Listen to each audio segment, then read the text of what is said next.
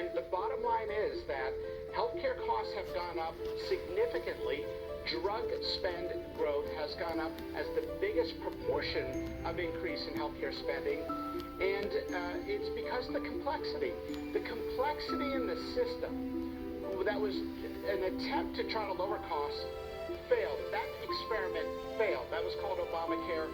And what you have now is a system that is so complex that it has enabled middlemen to come in and siphon billions of dollars out of the system, really taking that money from the backs of everyday American workers who have their health care deducted from their paycheck, or they come in and they can't afford something because their copay is too high. You'd be amazed how many drugs, when you get the cash price and you can buy direct, the cash price is actually lower than the copay. Well, we're actually going to have drug prices that are more on par in some cases with European and South American drug prices, which are markedly lower. And you travel, you're like, what? How is this? And we were subsidizing it. That's what the president said. That's over. It's been the great American ripoff, and nobody was bold enough and had the fortitude to take it on until President Trump. And he charged Dr. Oz and our entire team to do what's best by the American people and don't worry about the special interests. And so that's what you saw. And now you can bypass the money games, the pharmacy benefit managers, and you can buy your drugs. They're the worst. You're going to see this expand. Yeah, well, the vertical integration of all of this has been a disaster as well. Marty Makary, always great to see you from the beginning. We're actually going to keep... All right, Marty, we're going to stay with you. I'm getting lots of different information at one point in time. So I went on the website. I watched, was that Joe Gebbia who was launching it with you guys at the auditorium? So he's unveiling it. And then I hear the liberal media, who already, of course, they were getting ready for this, to trash Trump RX from the start. Check this out. This is another example of President Trump. Oh, shame on you, buddy. Quit attacking the president when he's trying to help people. Shame on you. And shame on CNN for doing it. Fooled by this. Trump RX isn't fooling, and it's shown in the polls. First of all, he sounds like a Muppet, total Muppet situation. Second of all, he's one of the most hateful, vile people out there. But it's just a game. It's a deception game. It's a deflection game. They complain about stuff. You guys are rolling up your sleeves to get it done. I'm sure it's not perfect. Nothing's going to be perfect. But my goodness, what's their solution? What is it? If you love corporations, if you love the swamp, if you love the special interests, if you love middlemen stealing money out of the system, then Trump RX is not for you. But if you want to see radical reform, this is healthcare reform. If you want to see prices come down by 80-90%, not 1 or 2%, then this is the path we've got to go.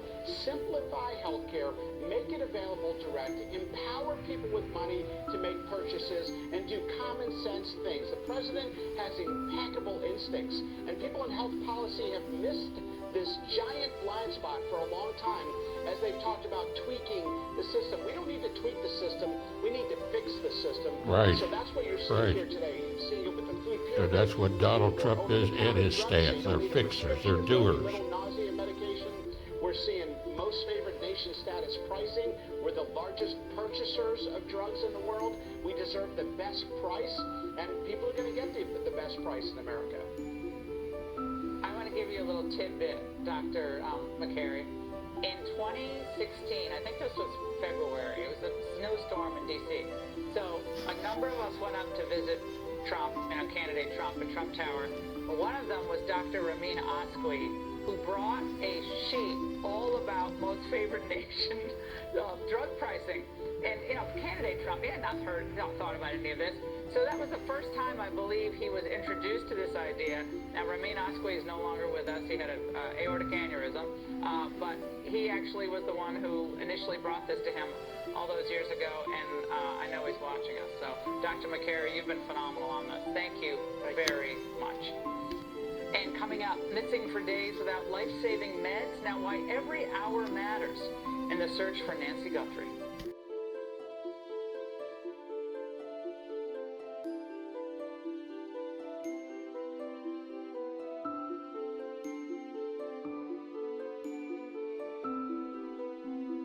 country. We're losing factories, we're losing jobs like nobody's ever seen for many, many years. And now it's all been reversed. And it's just the wealthiest our country has ever been. With hundreds of billions of dollars a year going in, and we're taking advantage of it. I want to give a special thanks to Airbnb co-founder and now, much more importantly, the Chief Design Officer of the United States, Joe Delia, and the entire team of the National Design Studio. They're unbelievably talented people. This group of geniuses could be doing anything right now. They could have been making a big fortune out there, but they decided they want to be with the government and do exactly what you're going to see tonight, and also some other things having to do with our country. I want to thank Joe.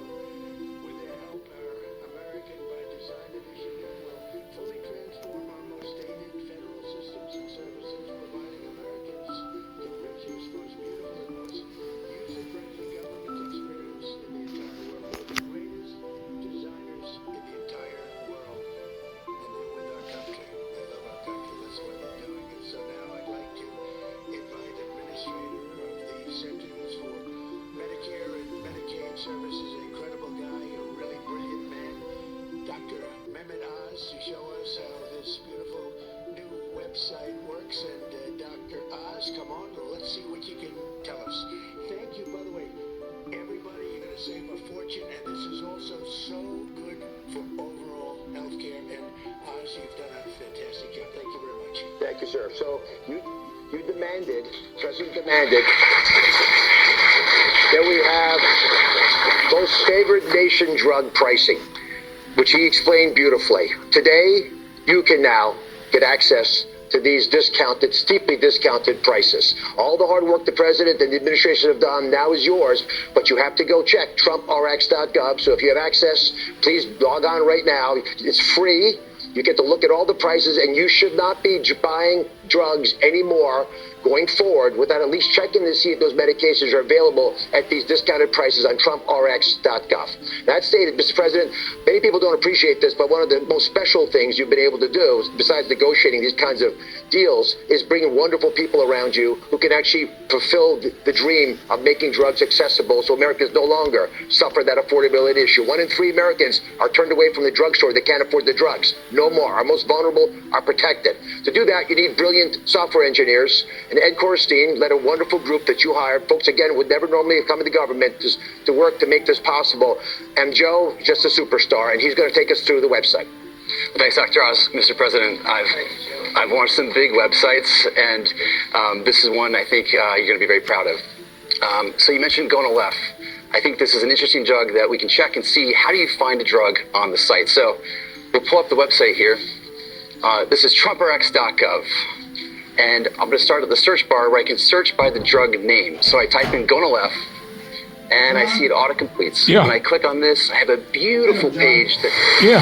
We'll have more news in reaction to Trump RX in a moment, Okay. but we now have news alerts of Anna Guthrie's brother, Oh, good. Cameron, just posted a video on Oh, good. Instagram moments ago. This is Cameron Guthrie. I'm speaking for the Guthrie family. Whoever is out there holding our mother, we want to hear from you. We haven't heard anything directly. We need you to reach out, and we need a way to communicate. Let me ask you, what's your name now? But first, we have to know. James? Hang on just a second, let me get you on here. Yeah, what are you going to be Joining me doing? live from My Tucson, name's James. Arizona, I'm is Paul Morrow, Fox News contributor, former NYPD Oh, are inspector. you? Paul, Basic daily living tasks. Well, God bless you, and thanks for your help. And I'm glad to have you on the staff with us, helping me out. Well, that's not a problem at all. Thank you for having us. Well, God bless you. Take care now. Yes, sir. And this takes it up a notch of something so intensely serious and grave already. Yeah, Laura, and what he's doing very clearly is re-emphasizing the message that was delivered yesterday in that first video, which was, if in fact that ransom note that came in by email that we've all heard about that went to TMZ and some of the local outlets, not the one for which somebody was arrested today. That was just a tag-along of somebody who was trying to make a score. But the one that the FBI is pulling at and the task force is working, that did not include any protocols to communicate with the kidnappers. And so if you're sitting where the family is, you're saying to yourself, even if we want to pay, and I think that's the subtext here, there's no way to set up an exchange so that they know they can get their mother back, which of course is part and parcel of any kidnapping. And you see this in the ransomware world. There's special protocols to set up that you can speak so that the perps don't reveal who they are and where they are. These people have not done that, and I think it undermines the potential genuineness of this ransom note that came in by email. Yeah, Paul, at first we thought it was perhaps another hoax after they're clearly prosecuting those who seek to try to benefit from this in a sick and twisted manner. They've already, they're already prosecuting one individual. I'm sure there'll be more. But there must be an indication that beyond just the Apple Watch, that there's something here. And the significance, something you've addressed, of authorities not revealing how the kidnappers got into that home. Tragedy here. I don't think that can be overstated. That is very important. It is, of course. And, there's an interesting point that came out today in the press conference. The sheriff backed away the idea that there'd been forcible entry. And that's a bit of a 180. And I'm going to tell you why I find that significant, Laura. They initially said that they got DNA and that they sent it off for a very rapid-fire analysis, would take 12, 14 hours to get back.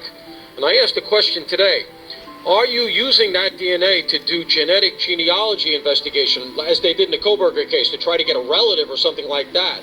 And I got kind of a shaky answer. My point being, I don't think the DNA has panned out. They didn't get any alien DNA. I think they would have gone to that, just like we were told unequivocally that there's no video. And, I hate to be a damper, but let's remember something. Very casually, they let slip today, that is, the sheriff said, one of the things we're going to be doing is blanketing the area with billboards. If you thought you were going to get video, if you thought you might be working a good piece of DNA, if you thought you had a good digital lead or video lead from cameras relative to a car or something, would you be going to billboards? So I found that somewhat dampening. But I don't want to be a killjoy. I want to say, I do think that they will solve this, but of course it's a matter of time here because of her illness and her age. Yeah, there were a number of things that were said at this press conference that, and again, you're the expert here, but that sounded curious to the layman, the laywoman. And one of them was when the sheriff conceded that he didn't get to the scene until late in the afternoon, or almost 7 p.m., I guess, but he didn't realize, it may be relevant, right, to who the suspect is. He didn't realize that it was Savannah Guthrie's mother until late in the afternoon. And he's receiving, it's easy to be an armchair critic and so forth. He's receiving a lot of criticism, or the Pima County Sheriff's Office is. I would like to know your reaction to the timeline of the authorities and the securing of the scene, etc.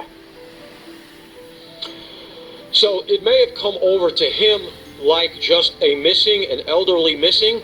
And so if there were people there, that is his people there working the situation, and they didn't realize the significance of who she was, they might have been thinking, well, you know what, it's an elderly person, maybe she wandered off, we're going to canvass for her, maybe we got a missing person. It wasn't until they figured out a couple of things, maybe you see the blood droplets on the front of the house, they put the connection together to Savannah, that they really started to ramp up and realize, hey, we very well may have something worse. And then, of course, the Ring camera from the front of the house is ripped off, and various other things that we've heard about, maybe something broken inside the house, maybe it began to coalesce for them later in the day when they realized, hey, this is not a garden variety missing. But I think the underlying point is, it's very hard to consider that this would be non-targeted. The chances, it's not like the house screams wealth. It's a nice house, it has a pool and all of that, but it's not, the chances of it happening like just, okay, we're going to do a random burglary and it turns out to be Savannah Guthrie's mother, that's pretty remote. And so you have to think targeted, somebody who knew the target, somebody who knew the area, someone who had done some recon, and that argues to me something more localized than some of the theories we're hearing. Yeah, I mean, again, the fact that the FBI is big presence in Tucson. I mean, there are a lot of missing people across the United States every week. and there's a huge FBI presence. And knowing President Trump, and he's doing this big RX event tonight at the White House, but knowing President Trump, I could imagine him watching the press conference, the first press conference, and getting really frustrated. Because I think that the information provided was unclear, whether it was targeted, not targeted, entry, forcible, not. And it's being described tonight in a place like the Daily Mail as bumbling.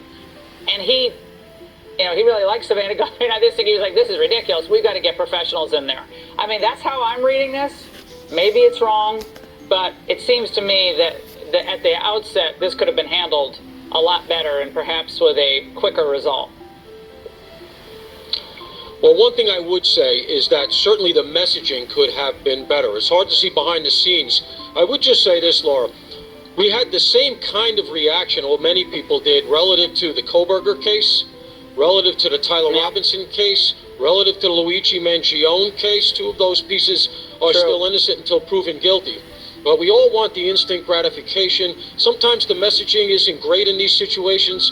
Maybe it's law enforcement that's not used to dealing with such a big case, although they've had big cases here.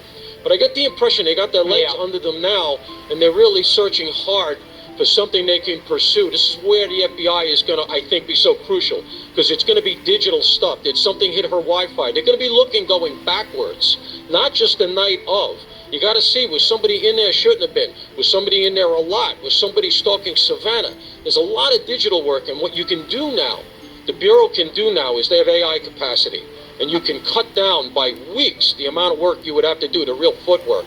And so I'm still very hopeful, as I said in these other cases I've name-checked.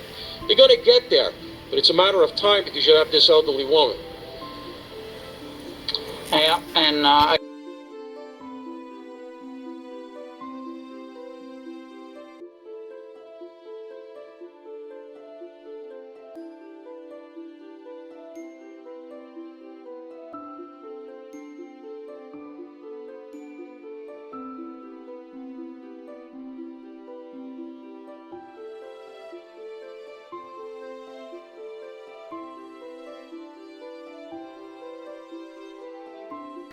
Here at the place called Encompass Healthcare Center, there's some wonderful people here. In fact, they're all wonderful.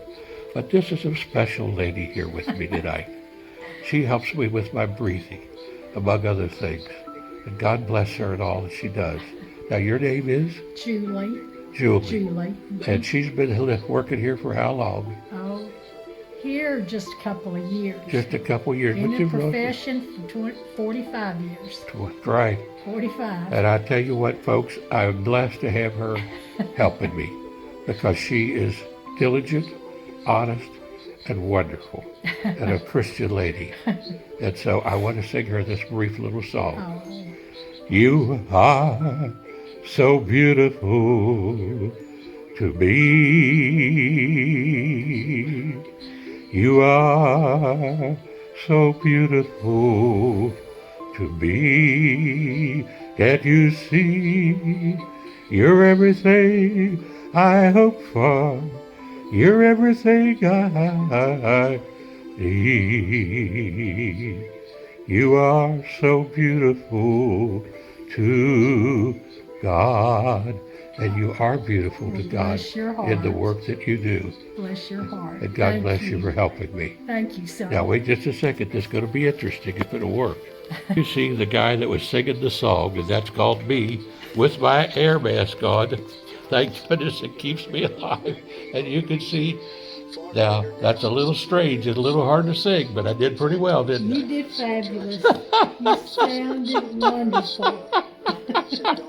We gotta have a little fun in life, don't we? Yes, I can't wait to show my wife this. Oh, bless her. Yeah, I remember your wife. She's a lovely person. Wonderful. Best move, the smartest move I ever made in my life.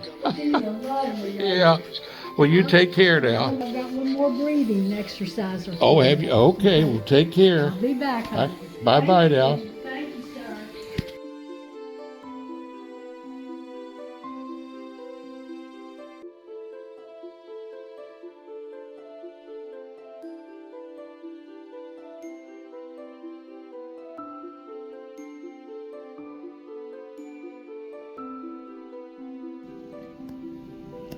And we have that big tree that's right outside the kitchen window there at home. And there's a nest of them in there. Yeah. So we get to see them with some frequency. And then Amy and I when Amy came and stayed over that night and into the next day, that morning she went in the kitchen with the dog and she goes, Aunt Tanny, Aunt Tanny. And I came downstairs because we had still had the hens outside at that point, and I said, are the hens okay? And she said, look straight out. And I said, and she goes, it's Grammy. Aww, how sweet. That's just what a contrast, with you got that drab brown, and all of a sudden there's this beautiful red bird. As you can tell, folks, I'm looking at a little red bird outside my window here at Encompass, which cheers the spirits up. And I look at the little red bird and I say, oh, you're so pretty. You're so pretty with your wings flying out my heart and makes me want to shout. You're a beautiful little red bird, a red bird for sure. Your name is Little June, and I watch you make this tune. And you look so pretty, so beautiful. Here at Encompass encourages me to get well. I love you. Take care now, little red bird. Praise the Lord. I'll tell Josephine and Peekaboo I saw the little red bird out the window. God bless you now. It's got Grammy on it. And so. You're not filming Tanya, are you? John? You're not filming Tanya, are you? No. I'm filming the red bird. So I decided to give the kitties catnip today because they've been traumatized by all this. Yeah, well, they miss their dad too. So I have this big paper plates and they get their own plate and I got to put them at either end of that little cedar hope chest so he doesn't pounce her. He somehow always manages to flip the plate. He says, But here's the funny part. He is totally cut. You can't. Wow, man. Look at his face. This is so cool, babe. Like, wow, man. All right, stop your phone a second. I'm filming my little Johnny Redbird. Oh, I'm sorry. Still have myself. Well, your visitors you need to pay attention to. Okay. I know. I got a close-up of the Redbird.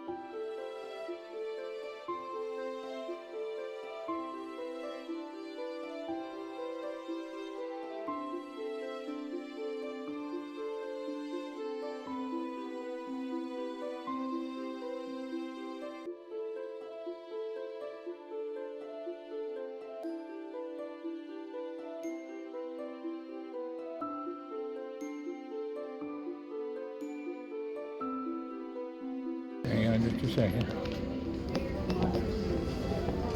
Good. That's a good close-up. A little light in here. Okay, that's good.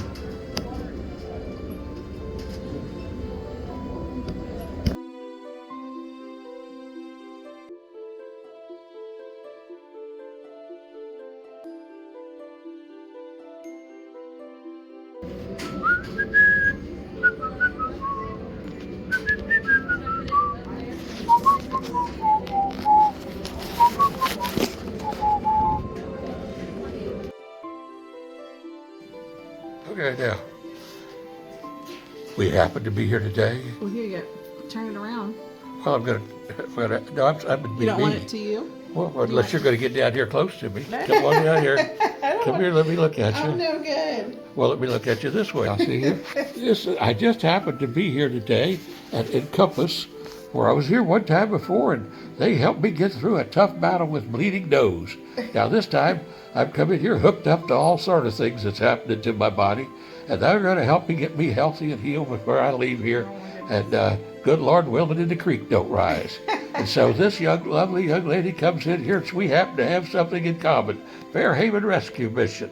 And Randy Wallace and I, of course, used to be my brother Gerald and my sister Barbara and Jane Brander, World War II vet. We all used to go down. There's just two of us left, Randy and I, and I'm here at Encompass. They got to get me well here so I can be back down there singing at Fairhaven Rescue Mission like this. I'd rather have Jesus than silver or gold. I'd rather be his than have riches untold.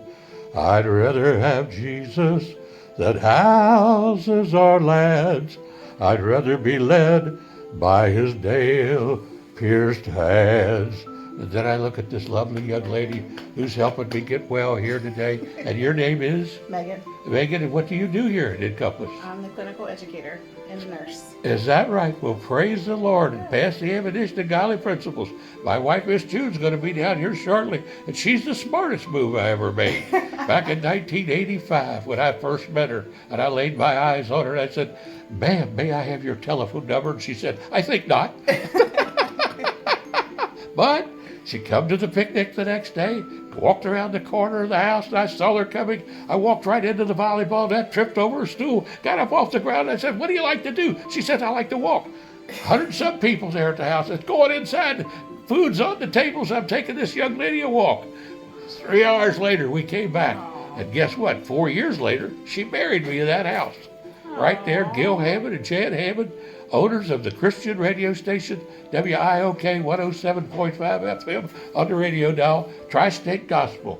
Post Office Box 50, Falmouth, Kentucky, 41040 zip code.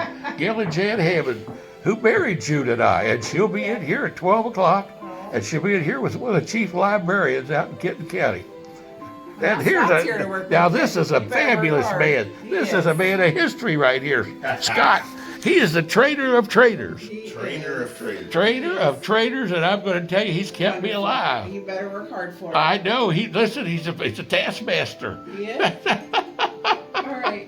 Take care. God Work bless you. hard today. Nice to meet you. Yes. Take care now. See ya. Scott, I love you. I don't know if I got any energy left or not, though, Scott. What's up, buddy? Are you tired? Well, it was a long night, but I'm hanging in there. June's coming at 12. Okay. And so I told her I'd have lunch with her if good Lord's willing. Absolutely. Now, how are you doing today? Great. I just thought I'd lay back down here and take a little nap before you got here. Sounds like a plan. So I thought, well, I might as well slip on my mask too. That's fine. But I've been busy as a little bee. Yeah, but, you got cleaned up this morning? Cleaned up, got a shower and everything. Some lady did a beautiful job giving me my shower, I tell you what. Good. Now we got to go down to the place. I would like to, if it's all right with you. Well, let's try to do that. Hang on a second, let me put my phone down. Anything you want to say to the people out there in northern Kentucky? Watch out for the snow tomorrow morning. Watch out for the snow tomorrow morning. Now this is a fella that's been here 20-some years, right? 28 going on 29. 28 going on 29 years. And I'm going to tell you, folks, he not only is a good instructor and person in physical therapy, but he's a leader.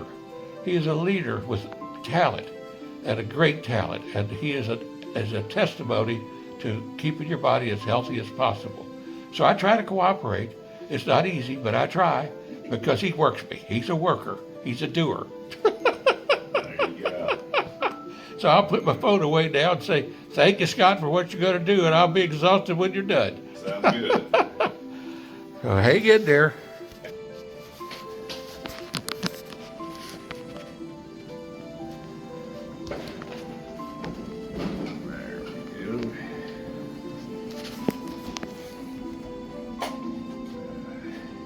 A little bit of a lean here, Thank you. Appreciate it. Got it. Got it? Yep. Thank you.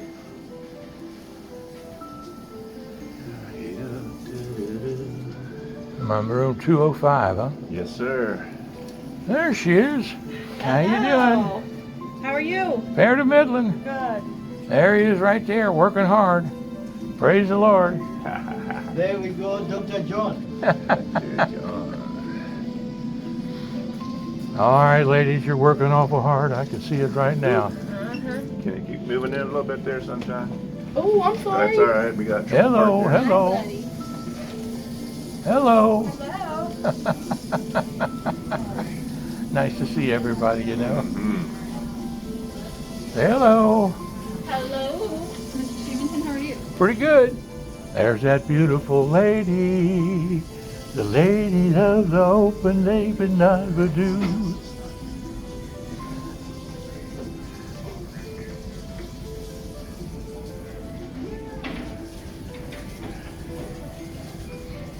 Well, you get a workout just working, don't you?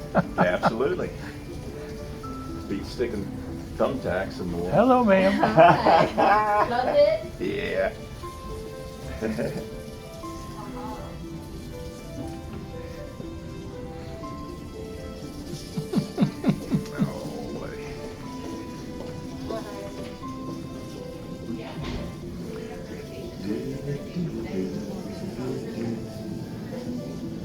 Hello, ladies. Hello. Hello.